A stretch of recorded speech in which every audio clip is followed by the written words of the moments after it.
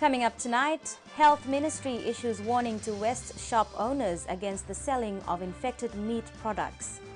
President Ratu Epeli Nailatikau attends UNAIDS conference.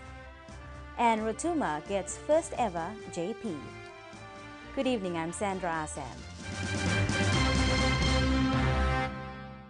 The Health Ministry has issued a stern warning to shops in the Western Division to refrain from selling meat that was affected as a result of power blackouts during the recent bad weather in the Western and Northern Divisions. In the past 2 weeks, over $150,000 worth of meat was seized from supermarkets and shops in the West. Health Ministry spokesperson Penny Namotu says over the long weekend which just ended, more meat was seized and is calling on shop owners and business people to please take into account the lives of the consumers. According to the Health Ministry, meat that is not red and emanates a strong stale smell should not be sold, and meat which is not firm should not also be sold as it could lead to food poisoning. So far, the ministry has not received any reports of food poisoning, but their officials are on the ground regularly checking shops to make sure that no law is breached.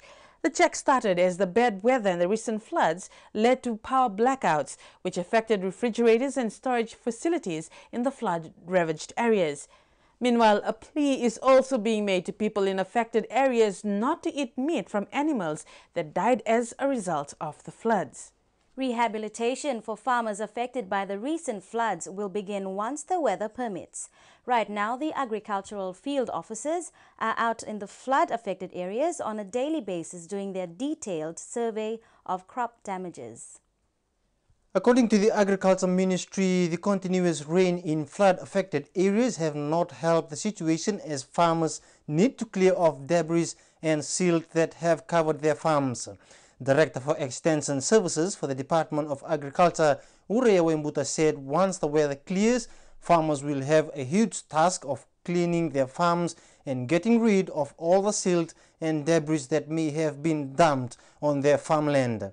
Now the Department of Agriculture has a clearer picture of all the crops that had been lost during the floods, as well as the assistance that will be handed out to farmers. Farmers have been encouraged to plant kumala on available land for food security, which only takes 3 to 4 months before it can be harvested. This is apart from the common vegetables. The department would also like to encourage and remind farmers that they should now opt for planting on higher ground away from rivers and streams. For further information and advice, members of the public are encouraged to contact the various agriculture stations around your areas. Chief Justice Anthony Gates has strongly called on JPs and Commissioners of Oaths who were accorded in today's swearing-in this morning to take their roles seriously and give their best to the public. Gates says complaints from the public on JPs or Commissioners of Oaths are placing more emphasis on their titles rather than placing more emphasis on work required of them. Now, as fully fledged Justice of the Peace and Commissioners for Oaths, they will be given manuals to assist in their work. This will provide them a clear reminder of their duty to the country and to its people generally. Chief Justice Anthony Gates says as JPs and Commissioners for Oaths' role is critical to the justice system and the community at large. I do not want to hear complaints made about you of this sort. If you wish to remain a Justice of the Peace or a Commissioner for Oaths and not have your appointment revoked, you must take your role seriously and give of your best to the public.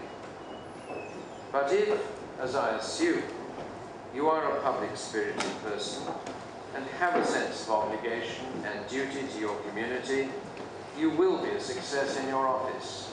Gates emphasized the need to act in good faith and avoid conflicts of interest. He added the need for them to act fairly and uprightly in order for Fiji's public to regain their trust in the work that they have been entrusted with. I congratulate you on your appointments.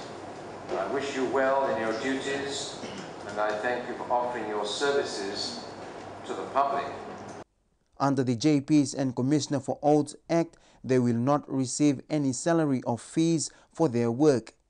His Excellency the President Ratu Epeli Nailatikau is currently in Bangkok, Thailand, attending a high-level United Nations conference on combating AIDS in the Asia-Pacific region.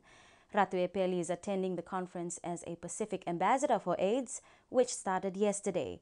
The three-day conference, which opened at the Bangkok headquarters of the UN Economic and Social Commission for Asia and the Pacific, marks the first time for government leaders, senior officials, civil society representatives, and people living with HIV from 34 Asia-Pacific countries to meet in a single forum to address the ongoing epidemic in the region. The Asia-Pacific region has witnessed widespread gains in combating the spread of HIV, but experts at a United Nations meeting were told that the epidemic is still outpacing the region's efforts against new infections. Coming up after the break, Fiji tourism making it big, working to improve health safety, and government confident of breaking another tourist arrival record.